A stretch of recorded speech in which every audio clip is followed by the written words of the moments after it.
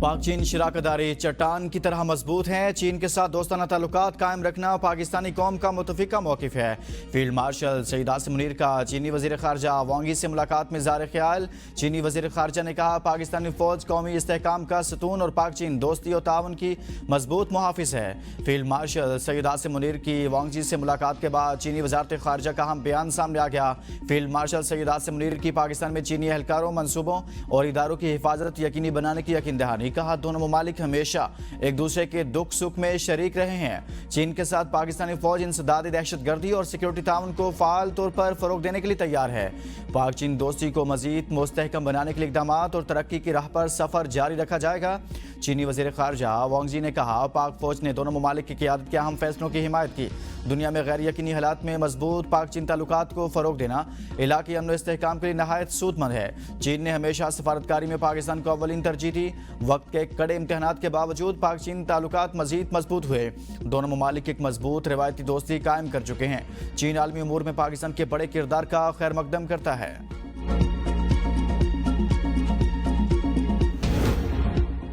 نائب وزیراعظم اسحاق ڈار کی بنگلہ دیش کی عبوری حکومت کے سربراہ محمد یونس سے ملاقات۔ دو طرفہ تعلقات اور علاقائی تعاون پر تبادلہ خیال۔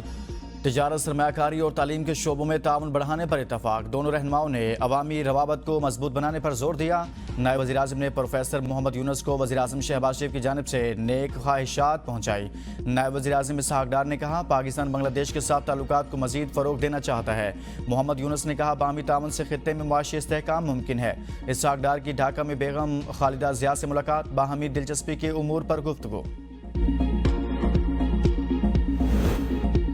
پاکستان بنگلہ دیش کے تعلقات میں نئی پیش رفت۔ سفارتی حکومتی اہلکاروں کے لیے ویزا ختم۔ 6 اہم معاہدوں اور ایم او یوز پر بھی دستخط۔ مشترکہ تجارتی ورکنگ گروپ اور ثقافتی تبادلے کا پروگرام بھی شامل۔ نائب وزیراعظم اسحاق ڈار کی بنگلہ دیش کے مشیر خارجہ امور محمد توحید حسین اور مشیر تجارت بشیر الدین سے ڈھاکہ میں اہم ملاقاتیں۔ دو طرفہ تعلقات کے فروغ پر اتفاق۔ سارک کی بحالی، مسئلہ فلسطین اور روہنگیا بحران کے حل پر زور دیا گیا۔ ملاقات میں فریقین نے دو طرفہ تعلقات کو مزید مضبوط بنانے کے عزم کا اعادہ کیا۔ بنگلہ دیشی وزارت خارجہ کی جانب سے جاری اعلامیے میں کہا ملاقاتوں میں خطے میں امن، استحکام اور خوشحالی کے لیے تعاون جاری رکھنے کے عزم کا اظہار کیا گیا۔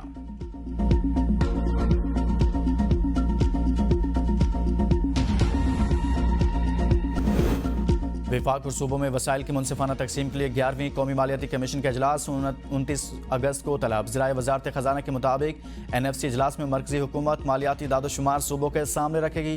وزراتی کمیٹی اگلے NFC ایوارڈ کے لیے حکمت عملی وضع کر چکی ہے۔ وفاقی حکومت قرض پر سود ادائیگی، انسداد دہشت گردی کے لیے اخراجات صوبوں کو بتائے گی۔ BISP اور دفاع پر آنے والے اخراجات پر بھی صوبوں کو اعتماد میں لیا جائے گا۔ وفاقی وزیر تجارت جام کمال خان کا اسکوائر فارماسیوٹیکلز کا دورہ۔ جام کمال خان کو بنگلہ دیش کی دواساز صنعت پر بریفنگ دی گئی۔ وفاقی وزیر نے اسکوائر فارماسیوٹیکلز کی سہولیات کا معائنہ کیا۔ پاکستان کی جانب سے تجارتی تجاویز پیش۔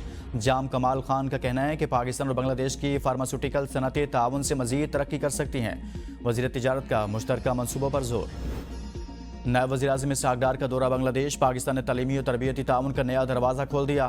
500 اسکالرشپس اور ٹریننگز پر مشتمل نالج کوریڈور کا آغاز۔ منصوبے سے سینکڑوں طلبہ افسران مستفید ہوں گے۔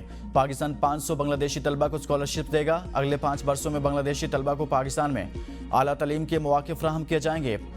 اسکالرشپ کے چوتھائی حصہ شعبہ میڈیکل کے طلبہ کو دیا جائے گا۔ منصوبے کے تحت 100 بنگلہ دیشی سول سرونٹس کے لیے ٹریننگ پروگرامز بھی ہوں گے۔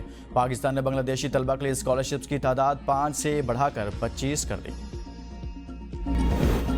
وزیر اعلیٰ پنجاب مریم نواز کی اوساکا میں ایکسپو ایسوسی ایشن کے منتظمین اعلیٰ سے ملاقات۔ ایکسپو ایسوسی ایشن حکام نے مریم نواز کی دلچسپی کو خوشائند قرار دیا۔ وزیر اعلیٰ مریم نواز نے کہا پنجاب کی سرزمین بیش بہا قدرتی خزانوں سے مالا مال ہے۔ پنجاب کی سرزمین دنیا کے سامنے پیش کرنا چاہتے ہیں۔ پاکستان کے پویلین پر 12 لاکھ وزٹرز کی آمد خوشائند ہے۔ بڑی تعداد میں وزٹرز کی آمد دنیا کی پاکستانی مصنوعات میں دلچسپی کا ثبوت ہے۔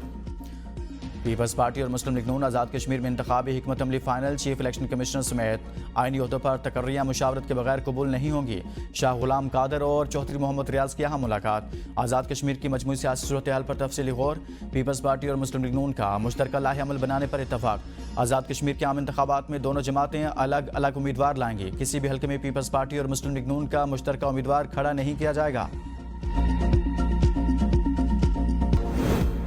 بٹگرام میں غیر ملکی خاتون بائیکر سے نامناسب سوالات پر پولیس اہلکار معطل، 3 کے خلاف انکوائری شروع۔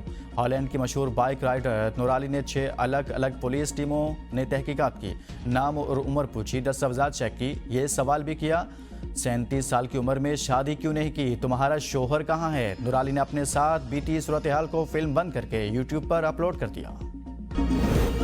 پاکستانی کوپیماؤں نے ہندوکش کی 7703 میٹر بلند چوٹی تریچ میر سر کر لی۔